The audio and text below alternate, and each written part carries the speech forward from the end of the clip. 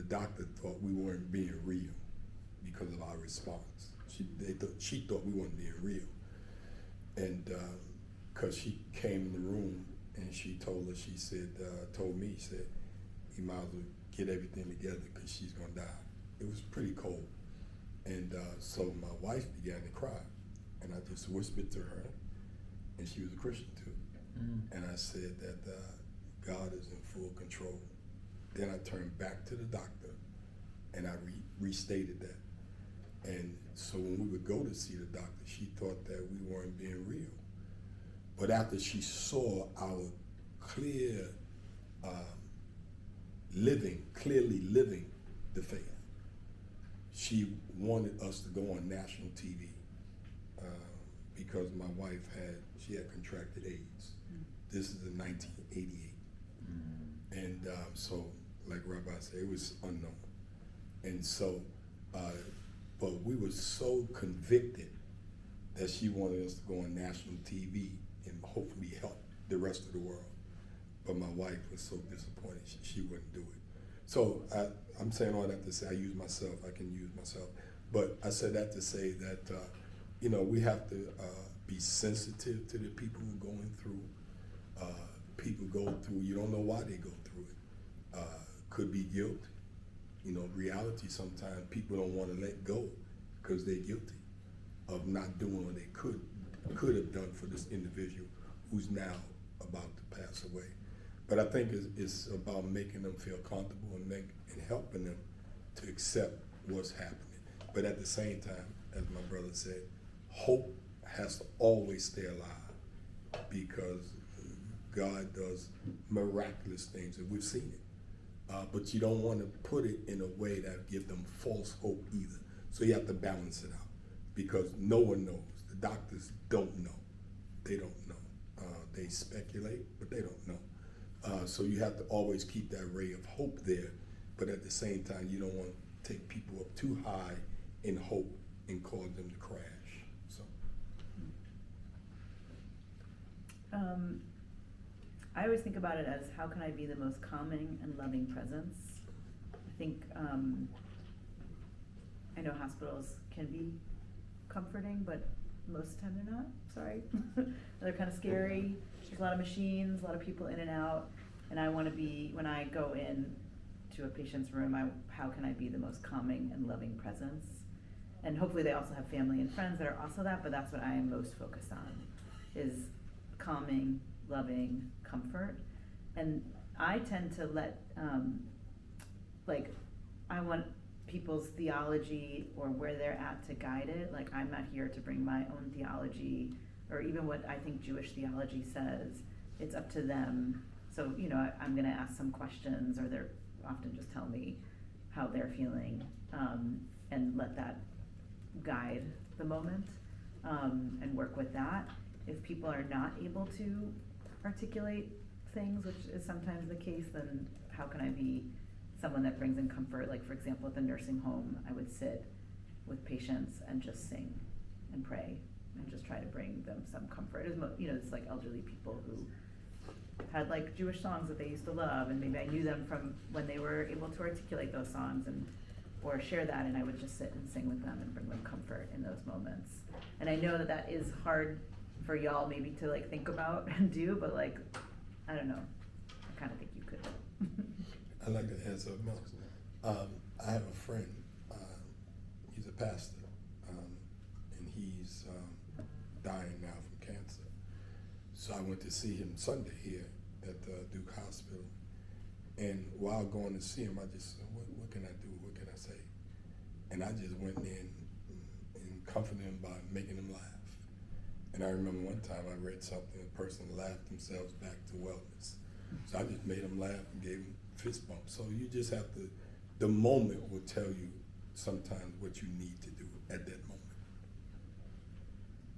Thank you so much for all your answers, and I also just want to acknowledge that faith and your experiences are very vulnerable, so we're just very appreciative that you're sharing all of that with us too. So this will be a bigger question, but also the last question before we ask people if they have their own. And you all kind of touched on it, but how do you approach counseling families if there are interfaith relationships involved, or people with differing levels of faith. I know you touched on it a little bit, but if you want to add anything, feel free. It's so hard. I'll just say that, like, I feel like there are three competing things in any moment, which is what people want, like the person who's actively dying wants, what their families want, and that can be not always the same people, like within that multiple people can feel that, and what doctors and caregivers want. And they're all kind of not always, it'd be so nice if they were all the same, but that's not always true. For me, when I'm like, as the rabbi or chaplain in the room, like, I'm here to offer the Jewish guidance. That doesn't mean it has to be what is done, but like, here's what Jewish tradition would say. Like, for example, you know, Jewish tradition forbids cremation, but there are sometimes Jewish people and non-Jewish family members who want cremation to happen. And I'm not gonna like stop it, right? Like, I'm just here to say this is what the Jewish tradition holds and here's why, but it's up to the person and the family members to ultimately decide. So it's that balancing act of figuring out how to do that. And, you know, I struggle with this. Like, I just had there's a congregant from the congregation that I worked at before Duke, who the congregation had everybody fill out like a end of life wishes document, which I like think is the coolest thing ever. And every congregation, like religious institution, everyone should do it in general. Like, I think it would make everything a lot, not easier, but just clearer for people. And this person had end of life wishes to have a traditional Jewish burial, have a traditional Jewish funeral, and the person who died was in the Philippines when he died with his husband, who's Filipino, and they had a Philippines there's no Jewish cemetery in the Philippines, just to be clear, and they had a Philippines cemetery buried there. That's not a Jewish cemetery. The rabbi flew out to like help with the funeral, but it was not really his wishes. But we don't know, right? Like, he might have changed his mind since he wrote that document. No one from the congregation was there when he was actively dying. So it's this balancing act of how do you handle this? And then the congregation held a separate funeral, try to like hold those wishes for this person that passed away. But there's always this balancing piece of it. And if people are able to, if the dying person is able to articulate and able to say what they wish and what they want, then you try to honor that as much as possible. And family is really hard to navigate, especially with interfaith family, but as much as you can try to balance that out and argue for I think what the person's wishes are can be the best. Yeah, I think that having the person's wishes is paramount, because I've seen situations where what the person wished, and then also not only having their wishes, but also making sure that the family carries it out. Because I've seen situations where the families wind up doing what they will to do versus what the person wanted them to do. But if it's from an Islamic point, if it's Islamic family, then certainly I try to give them the guidance from the religion. But there's a saying in our religion, there's no compulsion in religion. So I can't make them accept my guidance that I'm sharing with them of the religion, but it's my responsibility to share with them. If it was an interfaith couple, then I tried to also at the same time just show them the mercy of things and the balance and see what their perspectives are. And if that's what their perspective as a group, as a family, if that's what they want, then I go with it. But I think that is important to always recognize the balance in situations with people, because a lot of times families at that moment, that's a very serious emotional time. And when emotions are alive, reasoning is not functioning. So you have to help calm the waters down so that they can see clearly on how to make the best decision, but ultimately what that individual would want. And we just had a sister who just 2 weeks ago was in the hospital, and they gave her a little too much of something and caused her brain to start bleeding. So she was on the machine, and the family had to decide, what to do. And the doctors were saying, take off, because the only part of her brain is operating right now is the stem. And the family decided at some point that it was best because they knew that would be her wish. This is like, her funeral is right now in Cleveland, Ohio. So this just happened. So, but the family made the decision. I wasn't there. The other imam, he was there and he was consulting. He told me what he shared with the family. But ultimately, you lay it on the table and you let them make the decision. And they decided to take off the machine. But you have to let people make the choices. I wouldn't draw too big a contrast, but I have a little different approach in this respect. And if you want to dig into this, it's a big area of ethical interest for me. Take the course in clinical ethics offered for 3rd and 4th year students as an elective. But I think the way I approach this is that patients' authority to refuse anything we propose is pretty much categorical. It's pretty much absolute if the patient's in their right mind. And that's what the principle of informed consent teaches. We can't do something to people without their at least implied consent. But people's wishes, what they want, are advisory. They're not necessarily determinative. And that's often because there's things that when they stated their wishes, like this gentleman who ended up dying in the Philippines, they don't have all the information that is relevant to the reality of whatever is faced at the time when they can't make decisions for themselves. Or sometimes people want things that can't all be brought about, or they want things that are not realistically attainable, or they have disagreements among, et cetera. So as a physician, I take all the things people want, whether they've written them down or they state them, or their families state them on their behalf as advisory. We take them seriously, and then try to negotiate what I take to be a reasonable path forward in light of the reality of their illness, what's possible, what they've said they wanted, what it looks like to respect them, to respect the relationships their family have with them if they can't make decisions themselves. And we just, and often if they're having a debate and it has religious elements, like I've seen it many times, one person in the family is saying, you basically given up on God. That's what you're going to do. You're going to take her off the tube and you're going to give up on God's healing. And the rest of them are saying, no, we're not giving up on God's healing, and we're trying to honor what she said. She said she never wanted to be kept this, etc. Then we just, as the physician, I think I find it helpful to not just be there to try to negotiate who wants what and who gets to win, but let me make a proposal for you as your physician, having heard all of this, for how we proceed, and then ask for their consent for that. It's very interesting. Mm-hmm. Definitely a lot to think about for us going forward.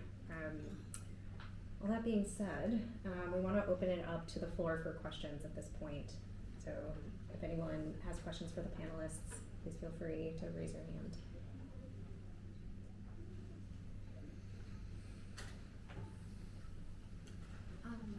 How do you console pediatric patients who may not understand fully what's happening, as well as their family members? I do not, since I don't take care of kids. You guys do. Fortunately, I've only had this with college-age students, so I can't speak about young children. But even with college, that's still young, right?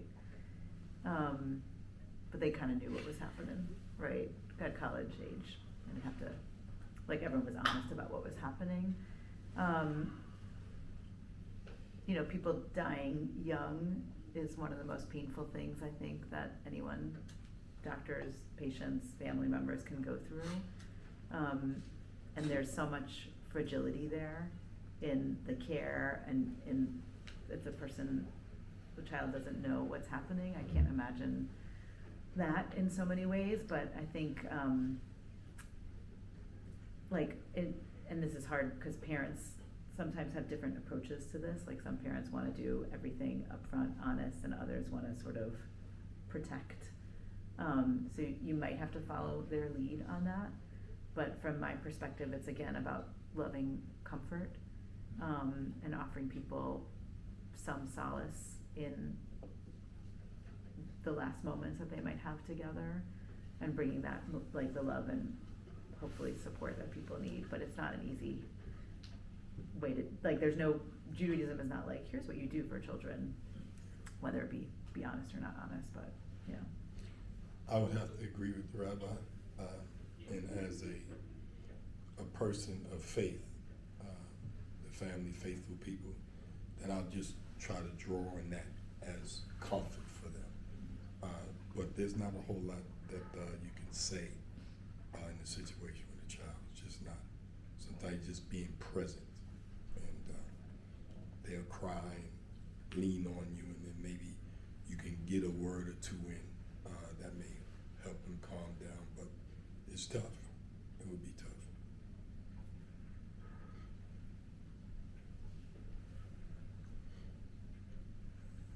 I have time for one more question if anyone has.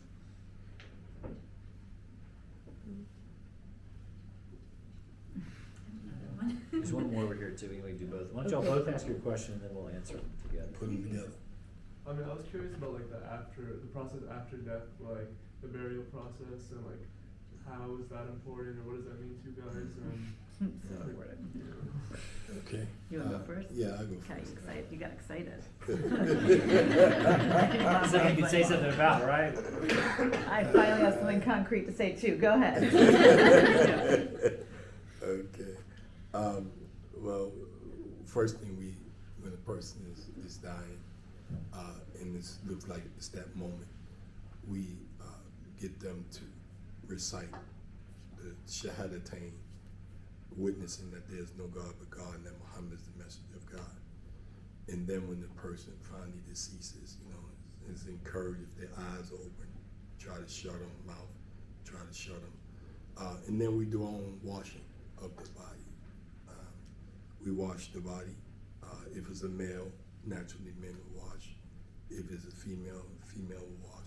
And we shroud them. Our burial rites is within 3 days they should be buried if there's normal circumstances.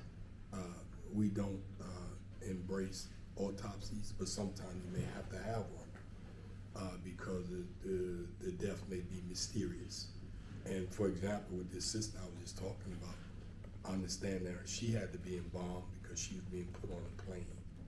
And by state law, going from one state to another, you have to be embalmed. So we embalm, but if it's circumstances, but you have to embalm. We shroud the bodies. We don't typically have viewings, but there have been situations where family want to view the body. We don't tell them you can't view the body. And again, we try to put them in the ground within 3 days. But we take pride in being able to wash the our dead. Samesies. Almost all the way. I know. I wonder why. Very similar. So when the person is deceased, the body. So we switch in. I should say before the person dies, the focus is Bikor Cholim, which is caring for the sick. The person dies, we shift immediately to Kavod Hamet, honoring the dead, and then once they're buried, we switch to Nichum Abelim, which is comforting the mourners. So we're very okay, now we're in this mode, now we're in this mode, now we're in this mode. I made it sound very simplistic, it's not so, but you know what I mean. When it's in Kavod Hamet, it's all about the body being cared for. And similar, we also have a ritual watching. There's something called a Chevra Kadisha, which is a burial society. It's a group of volunteers in a community that cares for the body, washes the body, and we just mean with water. It's not like soap or anything like that. And then the body is eventually wrapped in a shroud. And for traditional folks, the body is guarded by someone. It's never to be left alone. And we also bury within 3 days. Sometimes that can be 24 hours or 48 hours. So that means that somebody is sitting with the body in a room, just being with them. You're sitting there, you're reading from Psalms, you're saying prayers, you're not doing anything other than just being with the person, like a shomer or a shomeret, and guarding the body. That was very tricky during COVID, as you can imagine. And Zoom was deployed, which is fascinating. But the body is not left alone. And then when they are buried, people are buried in a shroud or maybe in their prayer shawl or a kittel, which is kind of like a gown that people wear for certain occasions. And then they can be buried without a coffin. Usually in the US, you have to have a coffin.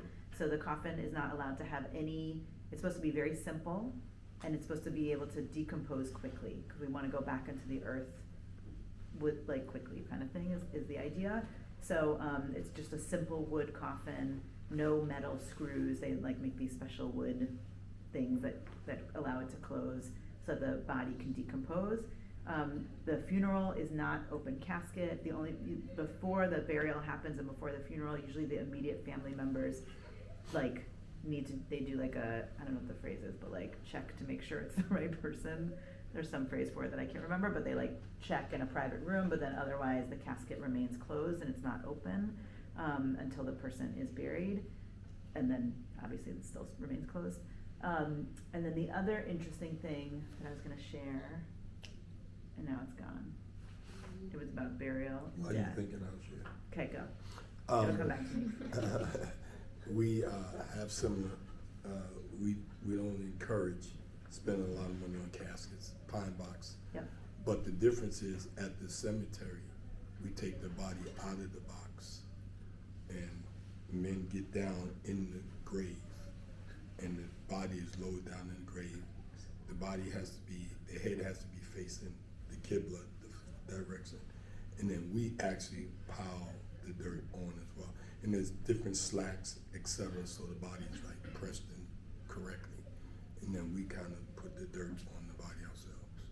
Okay, we don't Most get in, times. we don't get into the grave, but we do the dirt ourselves too.